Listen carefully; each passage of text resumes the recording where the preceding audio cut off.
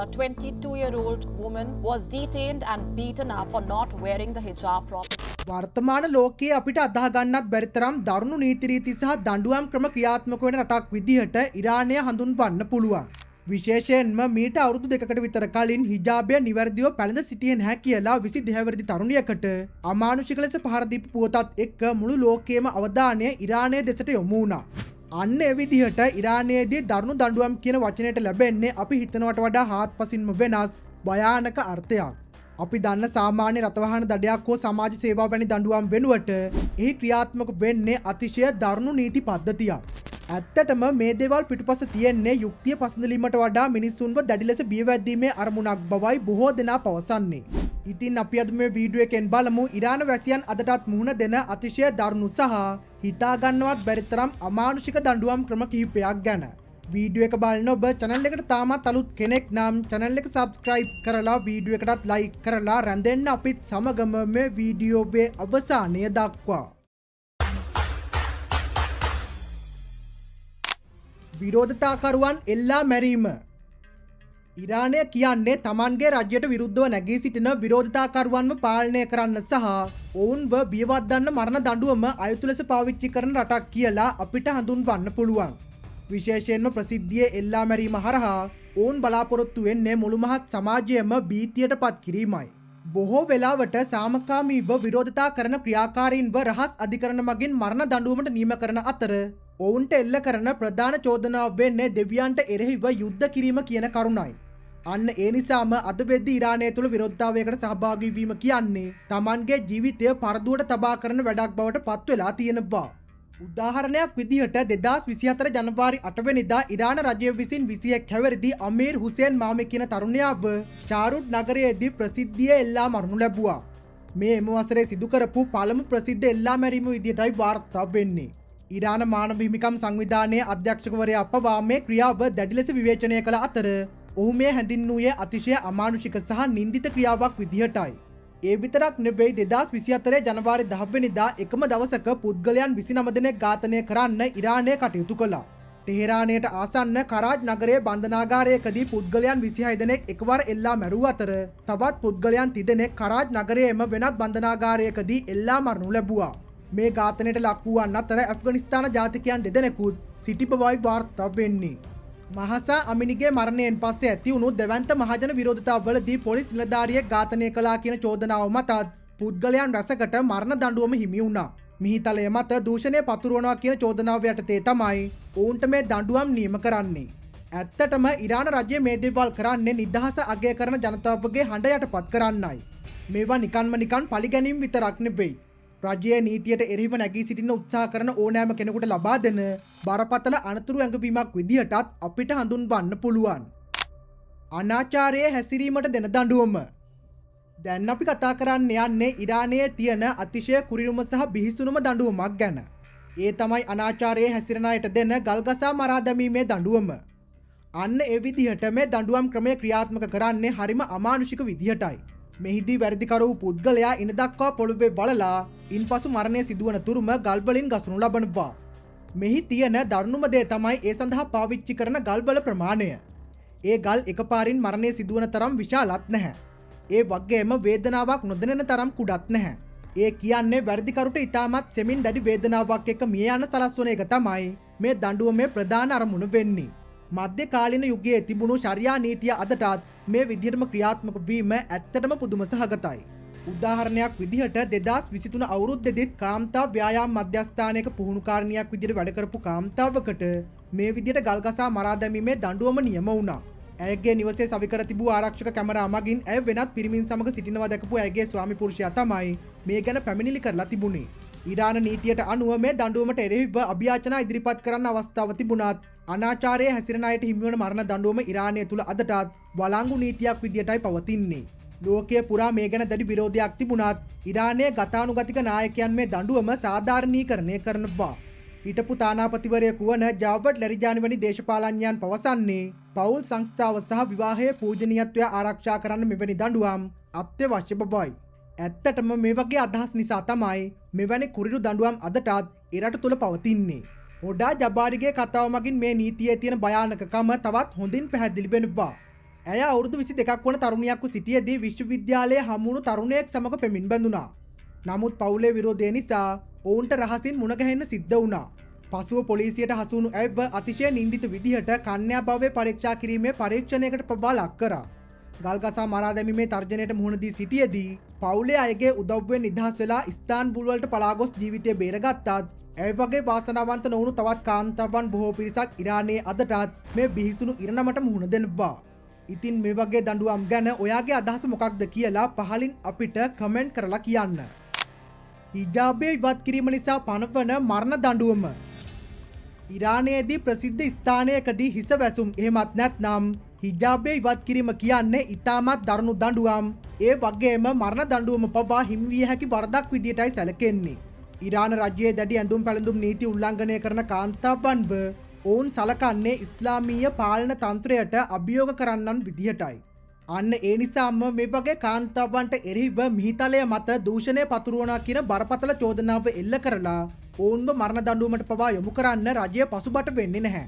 මිනිස් ජීවිතයකට වඩා Tamanගේ මතවාදයන් ලොකුයි කියලා හිතන මේ පාලනය ගැන ලෝකයේම දැඩි අවධානය යොමු වුණේ 2022 සැප්තැම්බර් මාසයේ සිදු වුණු මහසා අමිනිගේ ඛේදජනක මරණයත් සමගයි. කුර්දි ජාතික 22 වෙනිදි තරුණියක් වුණු මහසා අමිනි Tamanගේ සහෝදරයාව බලන්න ටෙහෙරානයට ආපු වෙලාවෙදි තමයි ඉරාන සදාචාර පොලිසිය මගින් ඇයව අත්අඩංගුවට ගත්තේ. ඇය කරපු එකම වරද වුණේ හිජාබය නිවැරදිව පැළඳ සිටියේ නැහැ කියන එකයි. නමුත් පොලිස් රථය තුලදී ඇයට අමානුෂික ලෙස පහර දී ඇති බවට පසුව සාක්ෂි හෙළි වුණා. රජය මුලින් ප්‍රකාශ කළේ ඇය හෘදයාබාධයකින් මිය ගිය බව වුණත් වෛද්‍ය වාර්තා සහ ඡායාරූප මගින් හෙළි වුණේ ඇයගේ හිස්කබල බිඳී ගොස් මොළයට දැඩි හානි සිදු වී ඇති බවයි. මේ සිදුවීමත් එක්ක ඉරානයේ පුරා වගේම මුළු ලෝකයේ පුරාම දැවැන්ත විරෝධතා රැල්ලක් ආරම්භ වුණා. කාන්තාවන් ප්‍රසිද්ධිය Tamanගේ හිජාබය ඉවත් කරමින් මේ අසාධාරණ නීතියට විරුද්ධව නැගී සිටිද්දී පිරිමි පාර්ශවයත් ඔවුන්ට සහයෝගය පළ කළා. එක්සත් ජාතීන්ගේ මානව හිමිකම් කවුන්සිලේ පවා තහවුරු කළේ අමිනිගේ මරණය සදාචාර පොලිසියේ අමානුෂික වධ හිංසා නිසා සිදු වූවක් බවයි. ඇත්තටම මේ කතාවේ තියෙන කනගාටුදායකම පැත්ත තමයි මරණ දඬුවමට මුහුණ දෙන මහසා අමිනි වැනි කාන්තාවන් කිසිම දේශපාලන ක්‍රියාකාරීන් නොවීම. ඇය ඉතාමත් ලැජ්ජාශීලී Tamanගේ පාඩුවේ ඉන්න කැමති තරුණියක්. උසස් අධ්‍යාපන කටයුතු අවසන් කරලා නීතිඥවරියක් වෙන්න සිහින දකිමින් හිටපු ඇය කරපු එකම වරද වුණේ Tamanගේ හිසකේ ස්වල්පයක් හිජාබයෙන් පිටතට පෙනී තිබීම විතරයි. මේ සිදුවීම ගැන ලෝක නායකයන් සහ ජනප්‍රිය තරු රැසක් Tamanගේ කනගාටුව වගේම විරෝධය පළ කළා. ඇමරිකානු හිටපු ජනාධිපති ජෝ බයිඩන් සහ හැරි පොටර් කතාමාලාවේ කතුවරිය වන ජේ.කේ රෝලින් පවා ඉරාන කාන්තාවන්ගේ නිදහස වෙනුවෙන් හඬ නැගුවා. හැමෝම ඇගේ නම නැවත නැවතත් කිවිය යුතුයි කියලා රෝලින් ට්විටර් පණිවිඩයක් නිකුත් කරමින් ප්‍රකාශ කළා. මේ අමානුෂික ක්‍රියාවන් නිසාම ඇමරිකාව කැනඩාව සහ බ්‍රිතාන්‍ය වැනි රටවල් ඉරානයට එරෙහිව දැඩි සම්බාධක පැනවීමටත් පීවර ගත්තා. සමලිංගිකත්වය සඳහා දෙන මරණ දඬුවම. ඉරානයේදී සමලිංගිකත්වය කියන්නේ නිකම්ම නරක ඇසකින් බලන දෙයක් විතරක් නෙවෙයි. ඒක මරණ දඬුවම ලැබිය හැකි බරපතල අපරාධයක් විදියටයි සැලකෙන්නේ. ශරියා නීතිය අතිශය දැඩි ලෙස අර්ථකථනය කරමින් සමලිංගික සම්බන්ධතාවල නිරත වෙන අයට මරණ දඬුවම පැනවීමට ඔවුන් කටයුතු කරනවා. අන්න ඒ විදිහට LGBTQ ප්‍රජාවට එරෙහිව ඉරාන රජය අනුගමනය කරන්නේ ඉතාමත් දැඩි සහ අනුකම්පා විරහිත ප්‍රතිපත්තියක්. මානව හිමිකම් පුවත් ආයතන වාර්තා කරපු විදිහට මෑතකදී මෙහෙරාට් කරිම්පූර් සහ ෆරීඩ් මොහමඩ් කියන පුද්ගලයන් දෙදෙනාව ටෙහෙරානයට වයඹ දෙසින් පිහිටි මාරිවන් ප්‍රදේශයේදී එල්ලා මරා තිබෙනවා. ඔවුන්ට එල්ල වුණු ප්‍රධාන චෝදනාව වුණේ සමලිංගික සම්බන්ධතා පැවැත්වීමයි. මීට කලින් වසරේ ජූලි මාසයේදීත් මෙවැනිම චෝදනා මත තවත් පුද්ගලයන් දෙදෙනෙක් එම නගරයේදීම එල්ලා මරා තිබුණා. සංඛ්‍යාලේඛන බැලුවොත් අපිට පේනවා පසුගිය වසර කිහිපය තුළ පමණක් පුද්ගලයන් 100 ගණනක් මෙවැනි සදාචාරාත්මක වැරදි සහ සමලිංගික චෝදනා මත පෝරකියට යවා ඇති බව. 2021 වසරේදී පමණක් මෙවැනි වැරදි සඳහා පුද්ගලයන් 85 දෙනෙකුට මරණ දඬුවම නියම වී තිබීම ඇත්තටම භයානක තත්ත්වයක්. මූලධර්මවාදී විශ්වාසයන් මත පදනම් වුණු ඉරාන නීති පද්ධතිය තුළ සමලිංගිකත්වය සලකන්නේ සමාජයේ සදාචාරය විනාශ කරන බරපතල අපරාධයක් විදිහටයි. ඒ නිසාම ලෝකයේ පුරා කොතරම් විරෝධතා මතු වුණත් ඉරාන නිලධාරීන් Tamanගේ ස්ථාවරය වෙනස් කරන්න සූදානම් නැහැ. මේ ගැන ලෝකයේ ලොකු කතාබහක් ඇති වුණු අවස්ථාවක් තමයි 2019 දී ටෙහෙරානයේ පැවති මාධ්‍ය සාකච්ඡාව. එහිදී ජර්මානු ජාතික මාධ්‍යවේදියෙක් එවකට ඉරාන විදේශ අමාත්‍ය මොහමඩ් ජාවඩ් සරීෆ්ගෙන් කෙලින්ම ප්‍රශ්න කළා ඇයි ඉරානයේ සමලිංගිකයන්ට ඔවුන්ගේ ලිංගික අනන්‍යතාවය නිසාම මරණ දඬුවම දෙන්නේ කියලා. එතනදි සරීෆ් දුන්න උත්තරය වුණේ අපේ සමාජයට අවේනික සදාචාරාත්මක මූලධර්ම තිබෙනවා. අපි ජීවත් වෙන්නේ ඒ මූලධර්ම වලට අනුවයි කියන එකයි. ඒ වගේම රටේ නීතියට හැමෝම ගරු කළ යුතු බවත් ඔහු එතනදී අවධාරණය කළා. ඉතින් පුද්ගලයෙකුගේ ලිංගික අනන්‍යතාවය මත මෙවැනි දරුණු දඬුවම් ලබා දීම ගැන ඔබේ අදහස මොකක්ද කියලා පහලින් අපිට කමෙන්ට් කරලා කියන්න. ආගමික අපහාස වලට දෙන මරණ දඬුවම.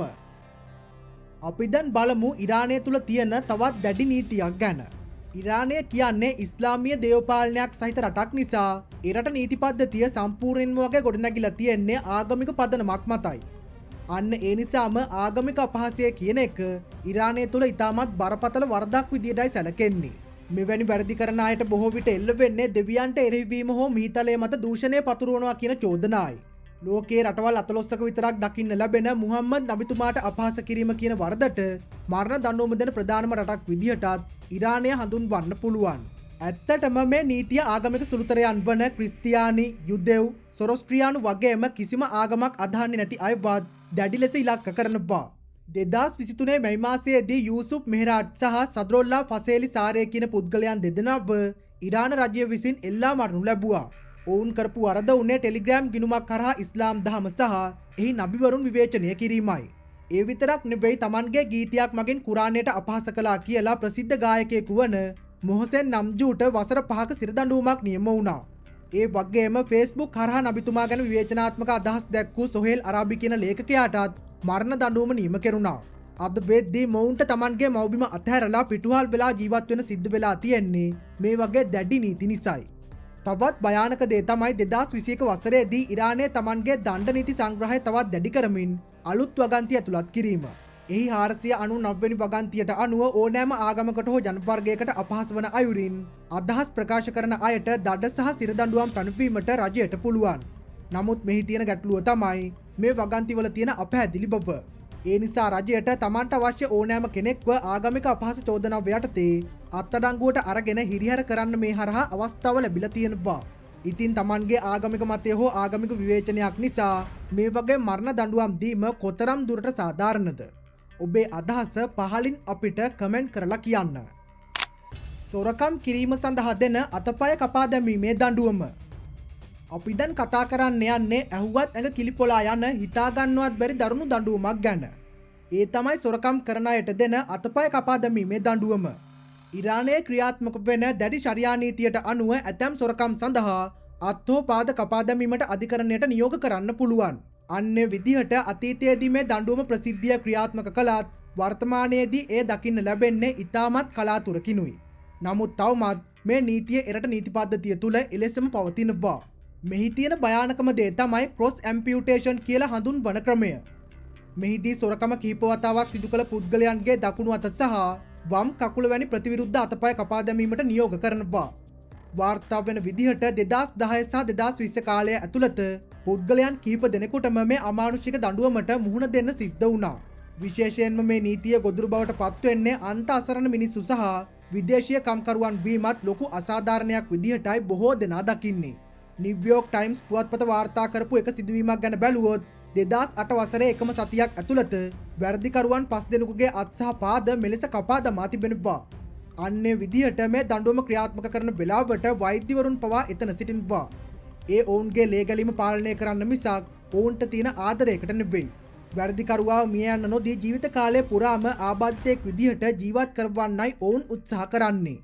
ඉරාන නායකයන් පවසන්නේ මෙය දේව දඬුවමක් බවත් සමාජයේ සොරකම නැති කරන්න මෙවැනි දඬුවම් අත්‍යවශ්‍ය බවත්ය. නමුත් ජාත්‍යන්තර මානව හිමිකම් සංවිධානය පවසන්නේ මෙය අතිශය අමානුෂික සහ නින්දිත ක්‍රියාවක් බවයි. දඬුවමකින් පස්සේ පුද්ගලයෙකු සමාජයට යොමු කරනව වෙනුවට ඔවුන්ව ජීවිත කාලය පුරාම අසරණ කිරීමෙන් කිසිම යහපතක් වෙන්නේ නැහැ කියලයි විචාරකයන් පවසන්නේ. සොරකමකට මෙවැනි දඬුවමක් දීම ගැන ඔයාලා මොකද හිතන්නේ කියලා පහලින් අපිට කමෙන්ට් කරලා කියන්න. ඉතින් අපි අද මේ වීඩියෝ එකෙන් කතා කළේ ඉරානය තුල අදටත් ක්‍රියාත්මක වෙන අතිශය කුරිරු සහ අමානුෂික දඬුවම් කිහිපයක් ගැන. මේ දේවල් ඇහුවම ඇත්තටම අපිට හිතෙන්නේ අපි කොයිතරම් නිදහස් රටකද ජීවත් වෙන්නේ කියලා නේද? අන්න ඒ නිසාම මේ වගේ අමානුෂික දඬුවම් ලෝකයෙන් තුරන් විය යුතුයි කියලයි අපි හැමෝම විශ්වාස කරන්නේ. ඉතින් අපි අද කතා කරපු මේ දඬුවම් අතරින් ඔයාලා වැඩියෙන්ම කම්පා කරපු හෝ ඔයාලා පුදුමයට පත් කරපු දඬුවම මොකක්ද කියලා පහලින් අපිට කමෙන්ට් කරලා කියන්නත් අමතක කරන්න එපා.